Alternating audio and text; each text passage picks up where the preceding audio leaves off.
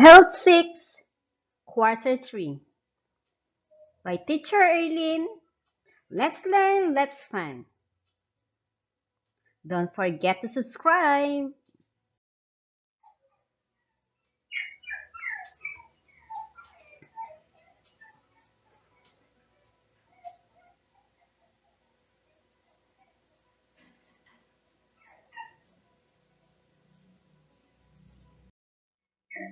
Environmental health, hazards and dangers. Let us look on the picture. Does it show proper environmental sanitation? How will this kind of environment affect the health of people? What possible diseases can be acquired with this kind of environment? There are various diseases that affect thousands of people, especially those living in poor environmental conditions. Around the world, the most affected are young children who have no proper knowledge and skills to practice personal healthcare and hygiene. This can be prevented and controlled if children will be taught proper environmental sanitation and hygienic practices, and if they will be made aware of the effects of poor sanitation practices.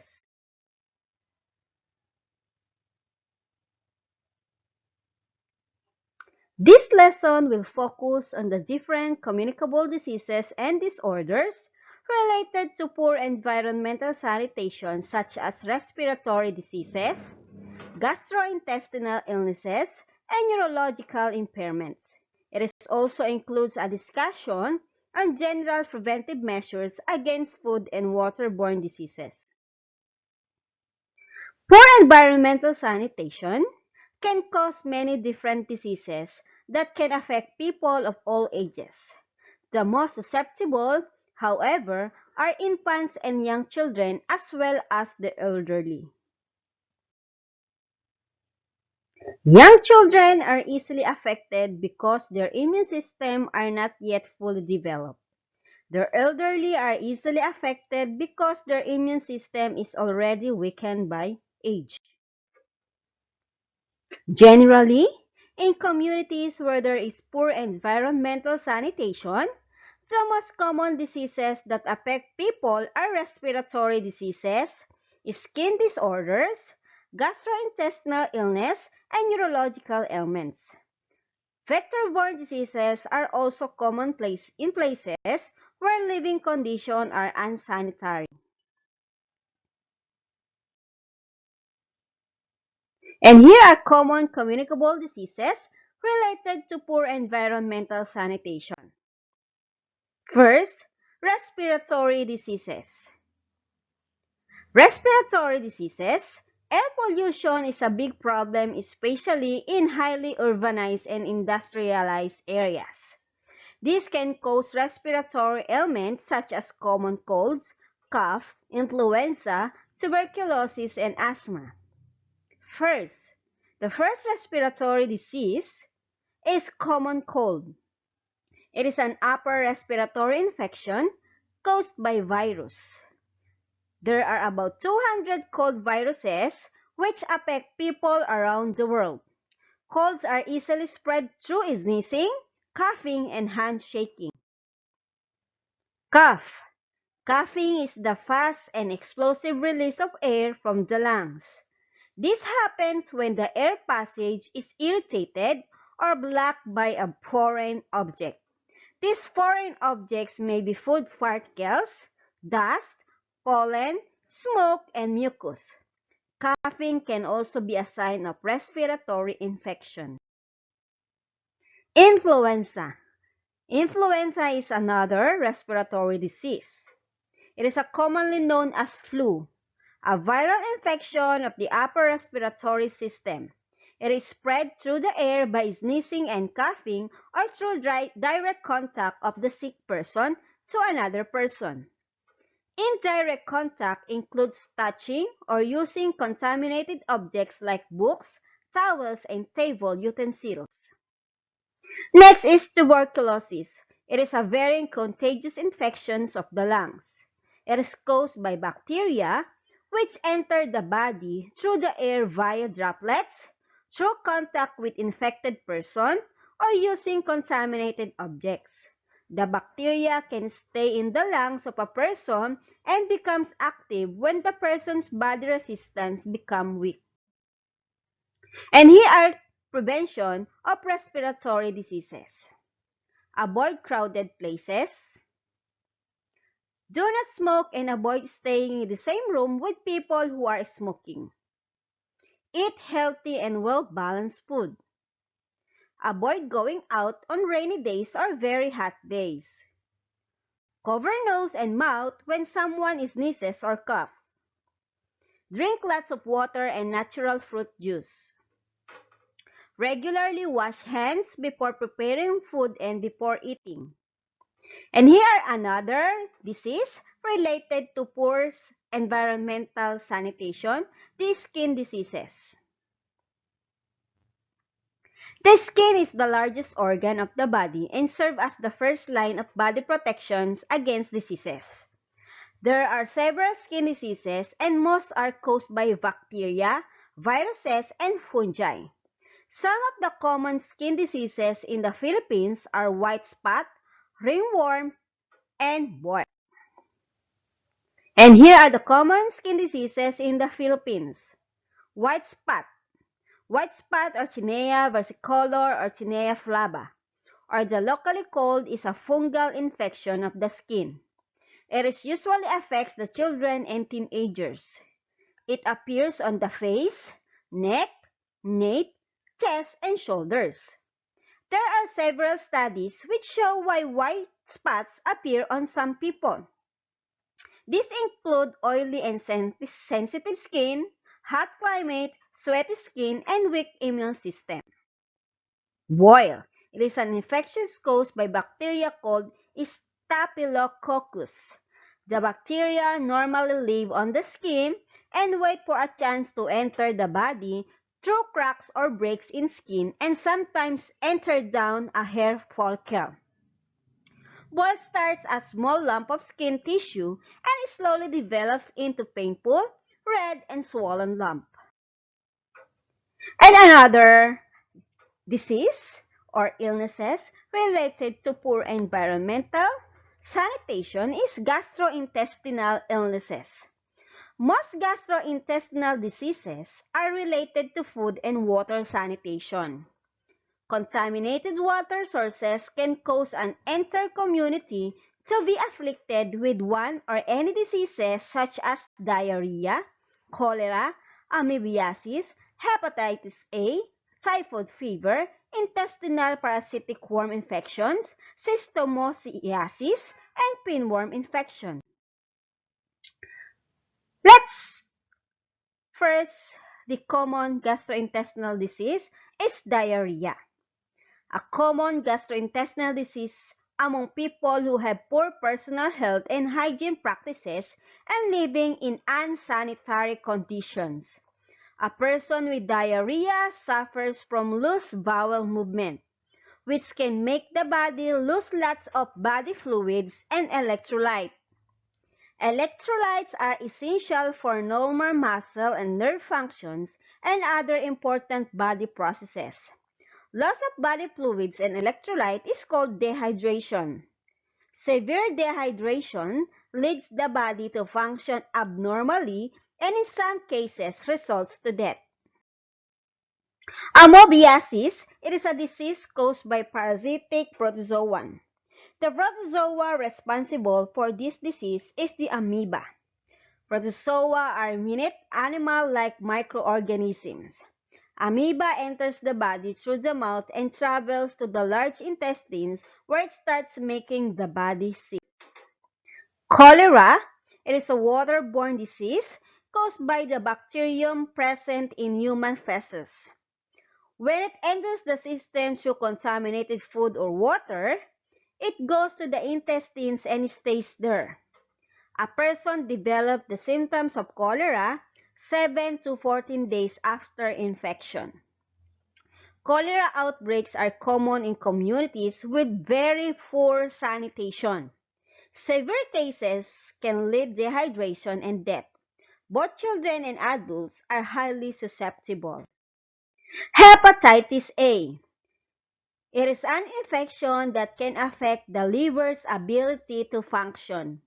It is a highly contagious disease caused by the hepatitis A virus, which is present in fecal matter.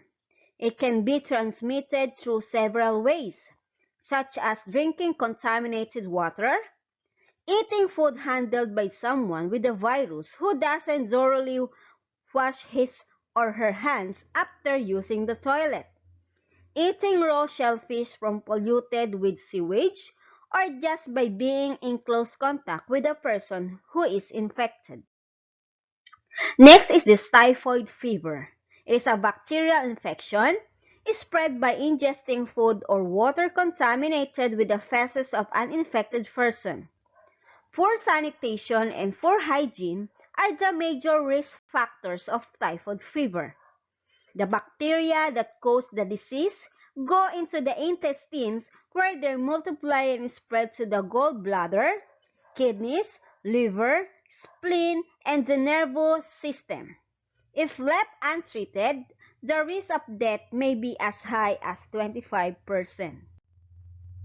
Next is intestinal parasitic worm infections.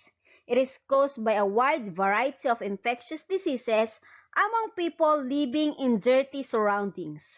These parasitic worms or helminths enter the body through the oral cavity when people eat the food contaminated with human and animal feces. They may also enter through skin or the excretory opening or anus. These parasitic worms include hookworms, roundworm, tapeworm, and whipworm. Schistosomiasis, a disease caused by the parasitic worm Schistosoma of blood flake. It is common in tropical and subtropical countries like the Philippines and its Southeast Asian neighbors. The blood flakes get their start living in snails. Then snails release them into surrounding bodies of water, like rivers, lakes, and rice paddies. When the person wades, swims, or washes clothes in an infected body of water, the blood flux drill their way into his or her skin, get to a blood vessel, and travel all the way to the intestines. Once inside a person's body, the female worm lay eggs that get washed out of the body with the person's feces or urine to continue another cycle of their life. Another disease or disorder related to poor environmental sanitation is neurological impairment. It is also called the heavy metal poisoning. Neurological impairment are diseases that affect the brain and are often chemical-related disorders. People become afflicted by ingesting contaminated food or water.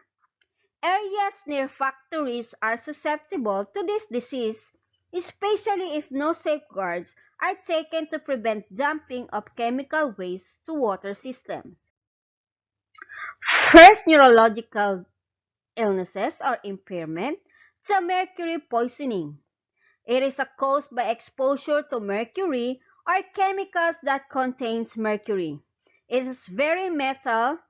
When ingested or inhaled, blocks blood flow, causing damage to body organs, leading to several diseases. Next is arsenic poisoning. It is also known as arsenocosis. Is a medical condition caused by high concentration of arsenic in the body.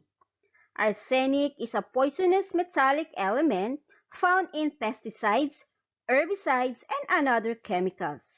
Improper use of pesticides and herbicides containing arsenic causes it to seep through soil and mix with groundwater. Another is lead poisoning. It is caused by high levels of lead in the body. Lead is a heavy metal element used in the construction of water systems and other infrastructure, batteries, and ammunition. Lead poisoning, when inhaled or ingested, lead causes damage to the different organs of the body such as bones, brain, heart, digestive system, kidneys, and nervous system. Lead is especially toxic to children, affecting their development, learning, and behavior. Severe lead poisoning results to coma and eventual death. Vector-borne diseases. These are diseases transmitted by organisms that carry pathogens and parasites from an infected person or animal to another. These diseases are common in places where there is limited or no access at all to safe drinking water and system. Dengue fever is caused by a virus carried by female Aedes aegypti and Aedes albopictus mosquitoes.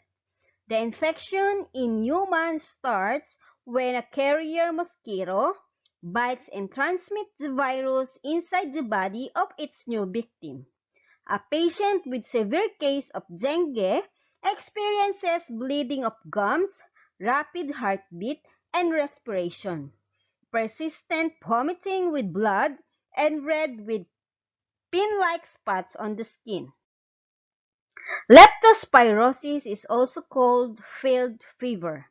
It is a communicable disease caused by the bacteria called Leptospira. The disease is usually spread through the urine and feces of infected rats and mice. Humans get infected through wading, swimming, and washing clothes in flood water or contaminated water. The bacteria may enter through the eyes, mouth, and open wounds of a person. Malaria. It is a vector-borne infection caused by microorganisms carried by female Anopheles mosquitoes, which are active after sunset and before sunrise. The infection is spread through mosquito bites. And here are the general preventive measures to avoid food and waterborne diseases. Boil drinking water. Wash raw foods like meats, vegetables, and fruits properly. Make sure that food is always fresh. Cook properly, observing proper time in cooking. Use clean kitchen tools and utensils. Cover food properly to avoid contamination by flies, cockroaches, and rats. If unsure of food preparation, avoid eating foods that are sold on streets. Dispose of human or animal excreta properly. Avoid wading, swimming, bathing, and washing clothes on dirty water. And cover trash properly. And here are your first activity. You're going to categorize the following diseases and disorders. Write RD for respiratory disease, SD for skin disease, GD for gastrointestinal disease, NI for neurological impairment, and VBD for vector-borne disease.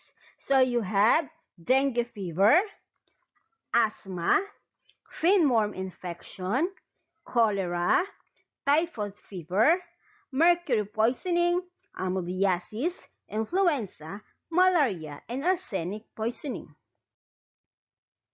Next, you're going to match the descriptions in column A with the diseases in column B. You're going to write the letter of the correct answer on the page provided before the number.